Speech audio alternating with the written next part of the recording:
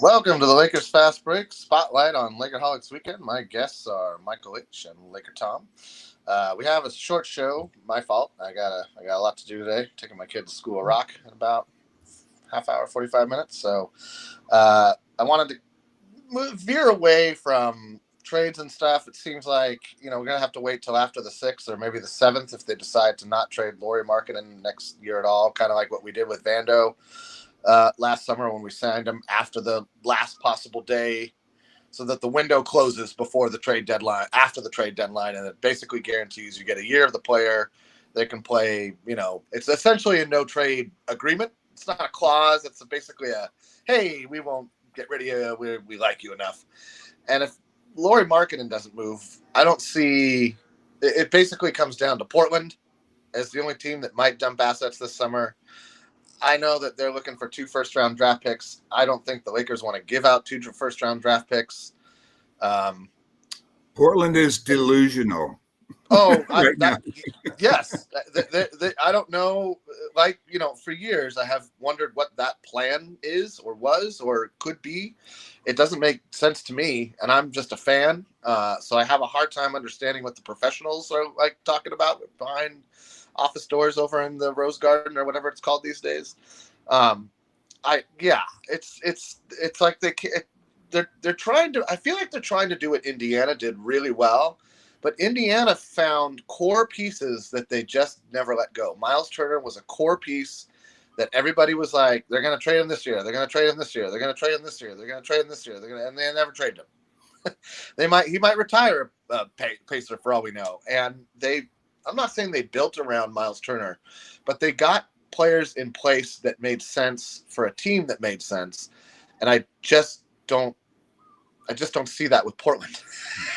Well, the thing about the Trailblazers is last year when Dame wanted out, yep, everybody was looking at Grant's contract going, they're going to have to pay to get rid of that because it's a bad contract. It was a please don't go. It was a please don't go Dame contract, Sure, I won't disagree with that. And he now instead of paying, they're trying to get people to pay for their mistake. Yeah, and nobody's going to do it. Not the Lakers, not anybody. That's why it's good to wait on him because at some point they're going to they'll want to get rid of him. And they're going to have to just dump his salary. I mean, I don't know. In a world where Rudy Gobert got the haul that he got, I know. I just saw Joe's comment too, and I went and saw Dweezil's Apple last night, and they brought out a anyway. I'm not gonna. It was hilarious. It was great. Anyway,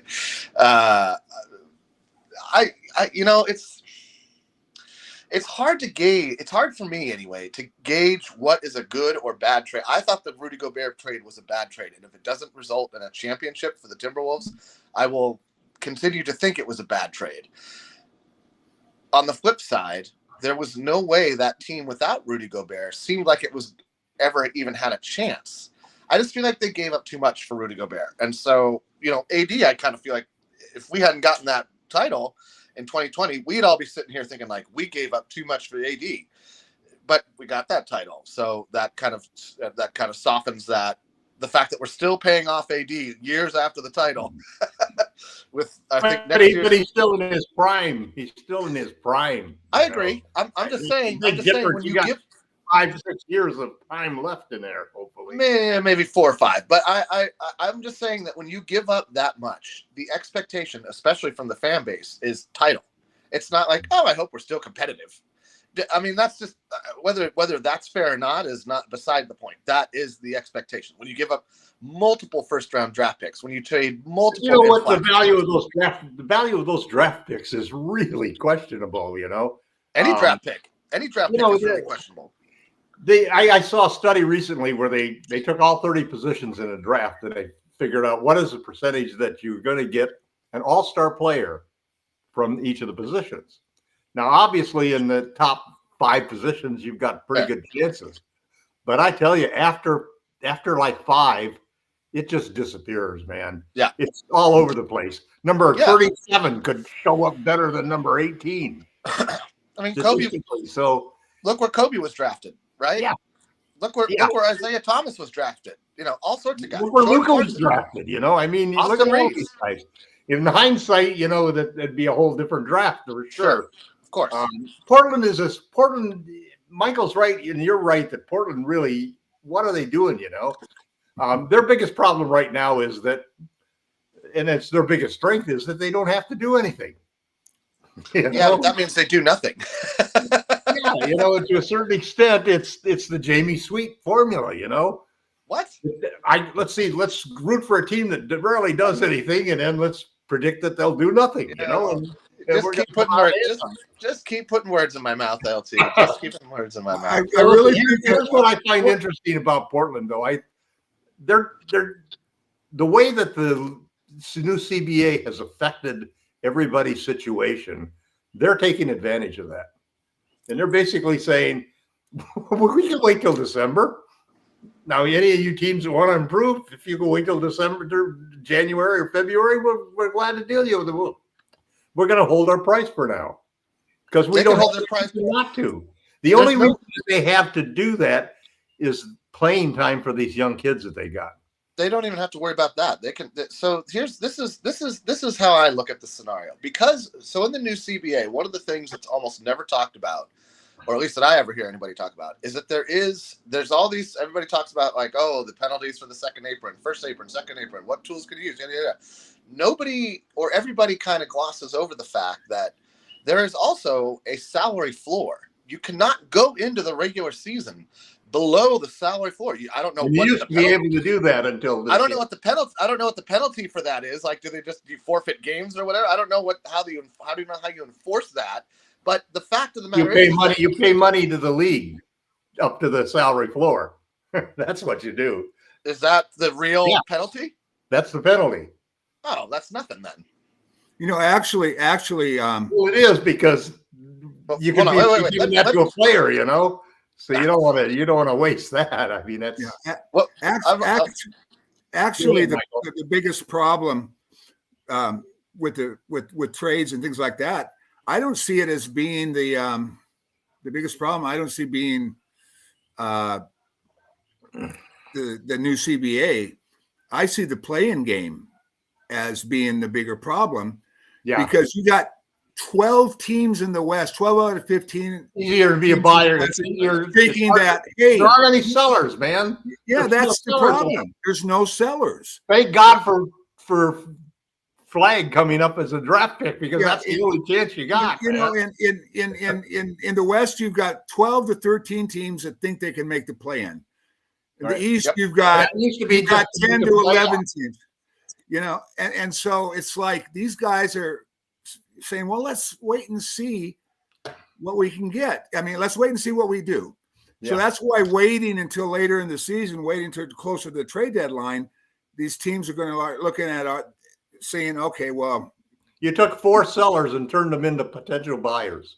Yeah. So just wait, not even buyers, just wait and seers. They don't. Yeah. This isn't like there's no time. There's no clock, man. There's no clock, right? The clock of a fan impatience is not like a clock that any GM gives a flying fig about. Like, do you know what I mean? Like, they're like, oh, you're impatient about me not making a trade. And you look at some of the trades that were made. I mean, Bridges is a really good player. He's not an all-star. No, you got 5 first-round picks for him. Yep. A big swap and a second. Yep. No, they got a haul. Like, you know, and the reason why they got that was because there's no merchandise on the market. Well, the other thing too is that you'll notice that the moves that are getting made now are moves where the team has really said, okay, this is the guy we're going to go all in for. This is the guy we're going to pay for. And that's something, as I've always put out, that Rob Pelinka just doesn't have the balls to do. Well, I disagree with that. So I think that this is because you've mentioned that a couple of times, and I've been thinking about that, and I agree. Listen, I am no Rob Pelinka defender. We could do a whole show on how I don't understand how he defined the market for Max Christie before anyone else defined the market for Max Christie.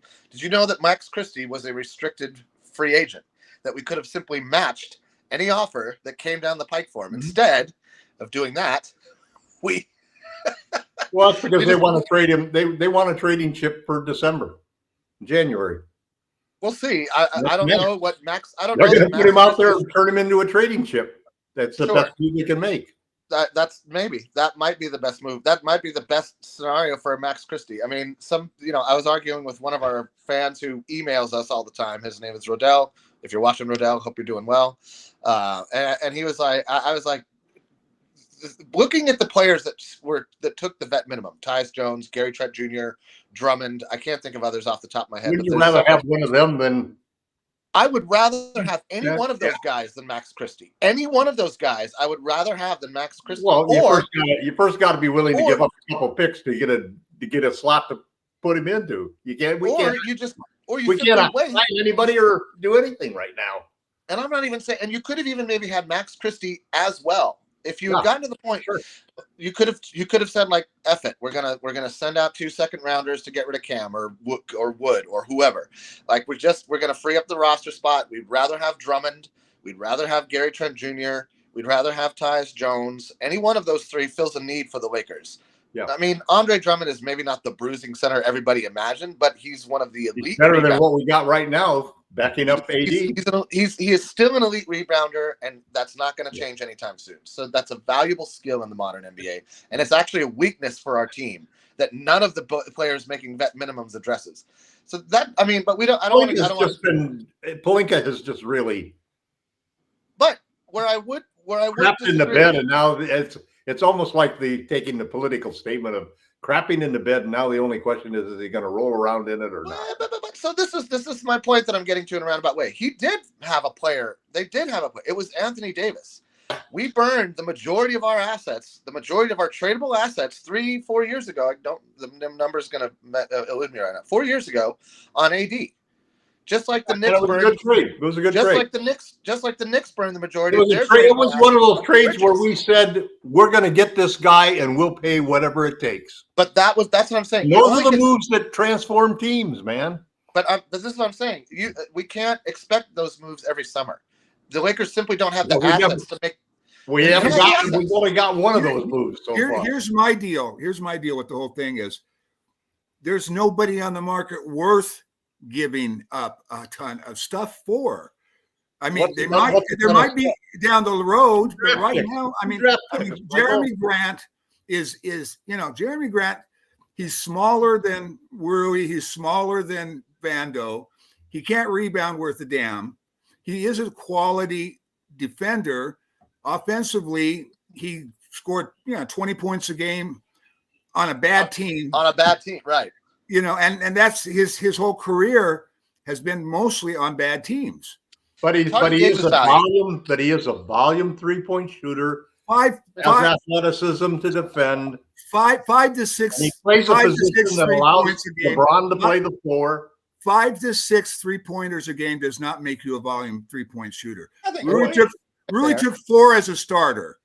That's fair. Okay, we'll get Rui to get 1 more 3. Now he's a volume shooter. That's fair. That's fair. I wouldn't give up. I wouldn't give up 3 players for Grant. That's where I'm at. We don't. I don't see the smartness in giving up 3 players for Grant at this point.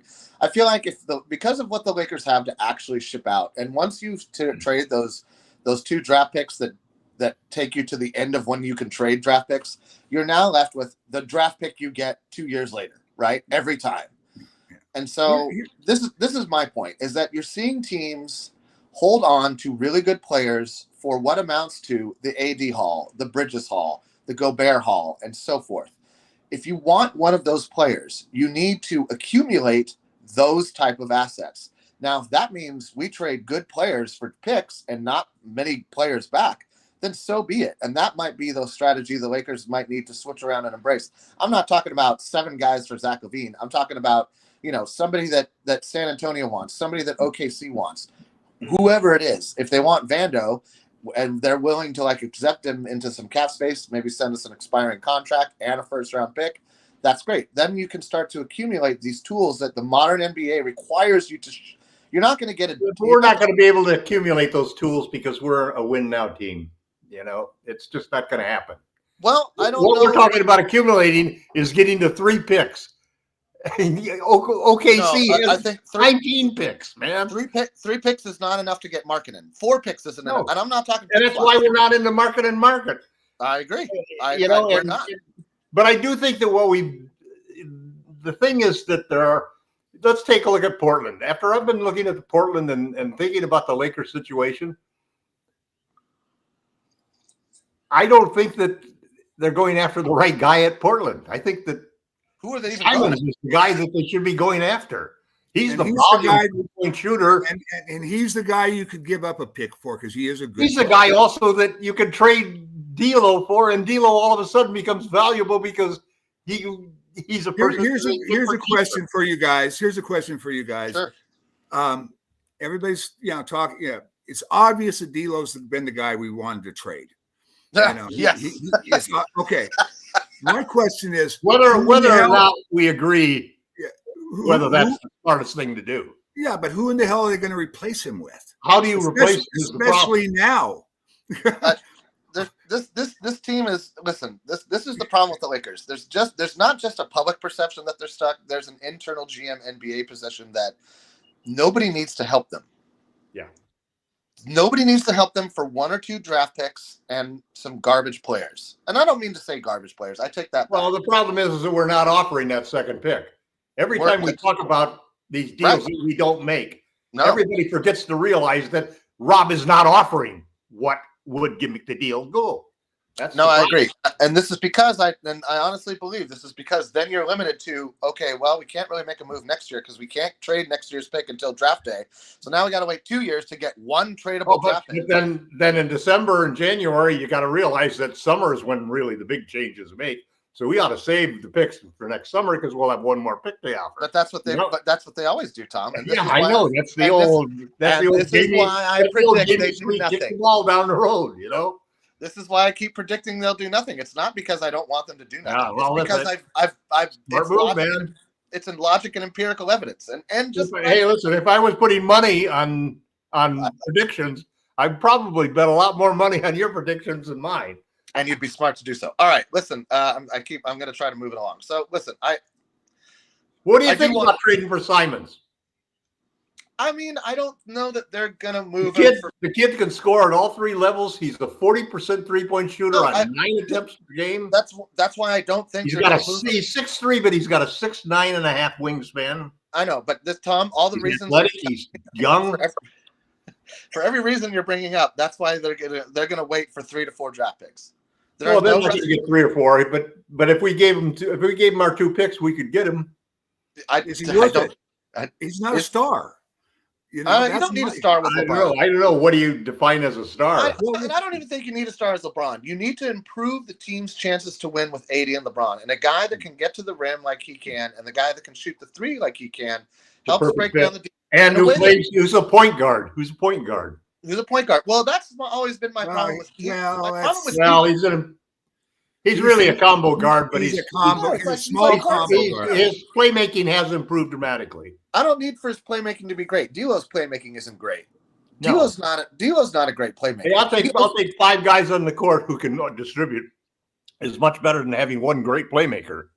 I'm not going to disagree with that, but I'm just saying that even that all these combo guards who average like 3 or 4 assists, if you have 2 or 3 other guys like Reeves averages 3 or 4 assists, D'Lo averages 3 or 4 assists.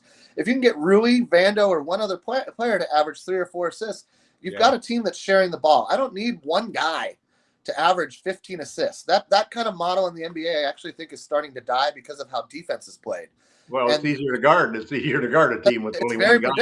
It's very predictable. It's more dangerous to have 3 or 4 guys who can make the smart play. So that part for me is kind of inconsequential. Whether the guy averages 20 assists or 10, as long as their team is moving the ball correctly and they're. I think that they should go after Simons as exactly the kind of player that we need.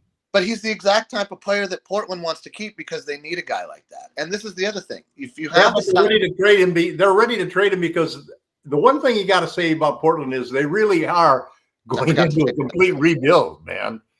When you look at a guy like Simons who's like 25 or 26, and they're ready to just cast him away because we're getting 18 and 20-year-olds. Oh, well, they have 2 21-year-old guards already in the backcourt. That's their future. Yeah, they need minutes for those guards. Yeah, I mean, they're going to get minutes. This is the thing. Like, you know, Simmons, they're going to play the starting 5, and they're going to. Well, they also want to be in the Cooper Flag sweepstakes too. They want to be in the Cooper Flag sweepstakes. They want to win. They also want to show that they're the fan base that they can win now. And so I think that Portland's probably going to be a team. I don't think they're going to make a move this summer. I don't think there's really any impetus. I don't think anybody's going to wow them with the deal with that they can't say no to. Right? That's the new bottom line for GMs. Is this a deal I cannot say no to? If the Lakers make a deal, who do you think the deal would be with? Because I don't.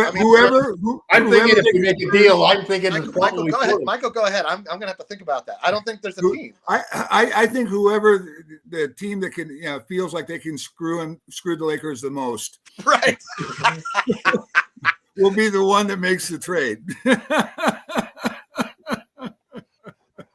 Joe, I'd like to thank you for pointing out that. I've always loved situations like the Yankees used to have with the Kansas City Royals, where they were like a minor league team of their own. The Lakers used to have some teams like Sacramento and other teams that they had it's really the GM relationships where you got a GM who's, Well, Rob certainly burned the Sacramento bridge, didn't he? Yeah. Anyway, there may not be a Laker tax, but there's definitely not teams trying to help the Lakers. That's for sure. No, there never is. I'd like to thank Joe Sorrell for pointing out that I never changed my name on the broadcast. So I'm not Jamie Sweet today. I'm actually Joe Glassford from Pop Culture Cosmos. All right, that's just in fun, Joe. I actually kind of enjoy Pop Culture Cosmos. All right, let's move it along. My last thing I wanted to bring up was I'm sure we've all seen it. The statue of Kobe and Gigi is absolutely beautiful. Especially the one with a photo of the four kids. I mean, that was just to see the whole family there in a family shot is just. It was really nice to see. It was a little bit heart-wrenching, to be honest. I got a little worked up, and I cannot wait to bring my kid to Staples, Crypto, whatever it's called. That I can't wait to bring my kid there and we can take a picture there and that's it. And I think it's the classiest statue since the Chick Hearn one. And if you haven't been to Staples, there's a really great Chick Hearn statue that you have to visit. The Shaq one's dope. The Magic one's dope. They're all cool. But the awesome thing about the Chick Hearn one is that there's a seat next to Chick, and somebody can take a picture as if you're the color commentator or hanging out with Chick or whatever. And I just think that that's really cool. This is different in that it's beautiful. It's the most beautiful statue outside of Staples, and I really. It's in color is such a dramatic difference too. All the other statues are like bronze. And it's This is they're actually colored like real people. Yeah, no, it's absolutely gorgeous, and I was happy to see it. I love that they're doing the number thing that they're doing with all that. So if you're somebody who's going to see your first Laker game or have never been to Crypto for whatever reason, seeing the sparks or whatever else goes on there, make sure you stop by both the Chick Hearn statue because it's super cool and classy, and we all love Chick, but also stop by the Kobe and Gigi statue because it's beautiful. There was a great. Vanessa had a great post that she made talking about how Gigi had to realize that she could never become like her dad, Sure. And it's so striking because when you to me, all of these things seem to be coming together to just really push women's basketball to new levels. Caitlin Clark, the whole Kobe as a girl dad, and now the statue with Gigi there, and Team USA and all of the things that are happening in the WNBA. It's great to see for women's basketball. Oh yeah, and I remember once complaining to my wife that I was reading a story and it turned out to be a women's basketball story rather than a men's. And I was bitching about that, and she told me, she says, you're going to have granddaughters at some time, and you may really regret having said what you said. And I had to admit later after she reminded me about that I did. And I ended up coaching girls. And frankly, to tell you the truth, I think I maybe enjoyed coaching my granddaughters more than I did my grandson, which is weird.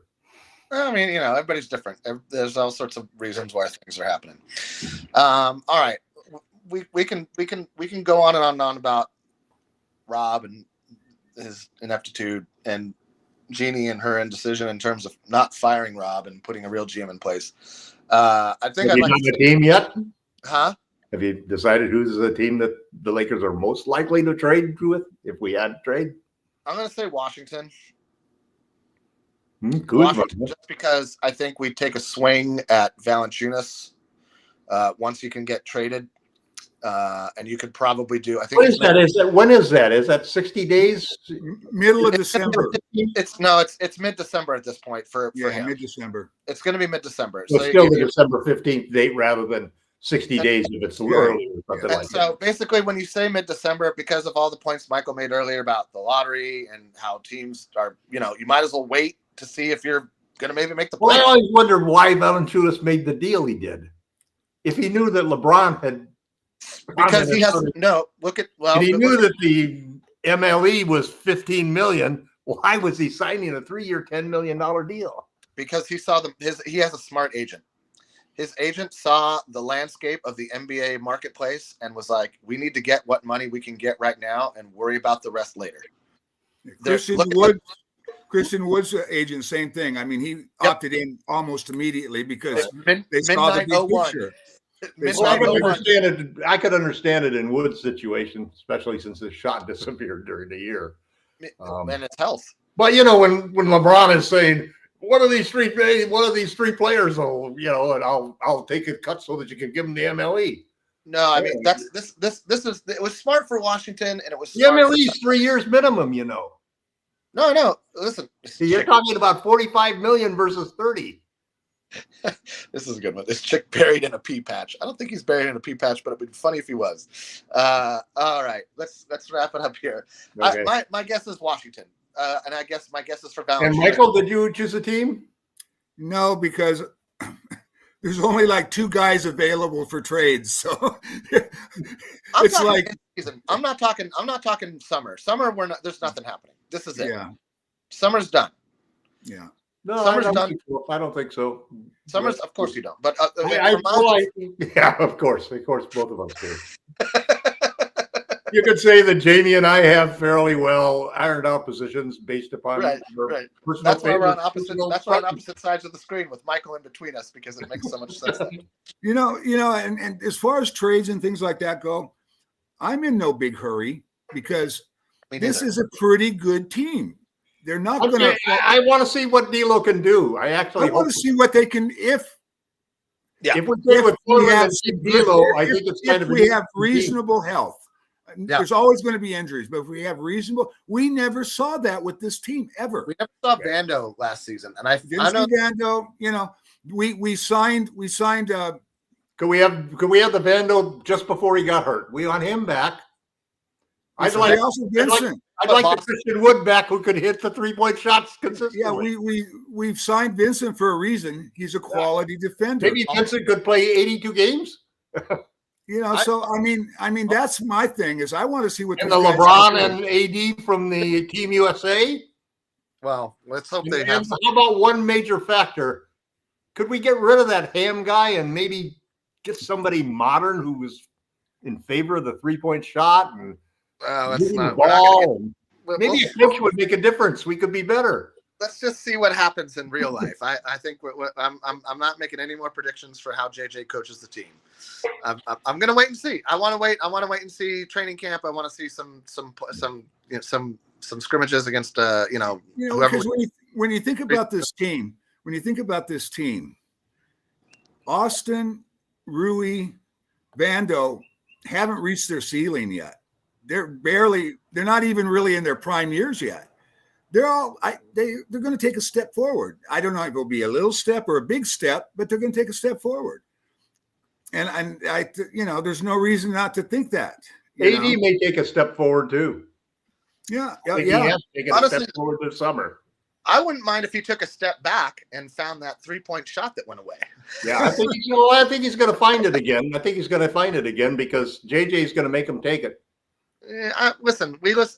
Ham said, "I want AG taking 5 3-pointers a game." How'd that work out for him? Well, there's a difference. You're going to see that there's a difference in that you're going to see plays run to get open threes for guys who can do that. And I'll believe it when I see it, because everybody says all sorts of wonderful things in the summer, and everybody says all sorts of wonderful things at media day and during training camp, and then we see where the rubber meets the road. I'm so glad I don't have to be limited. That all I can believe in is what I can see.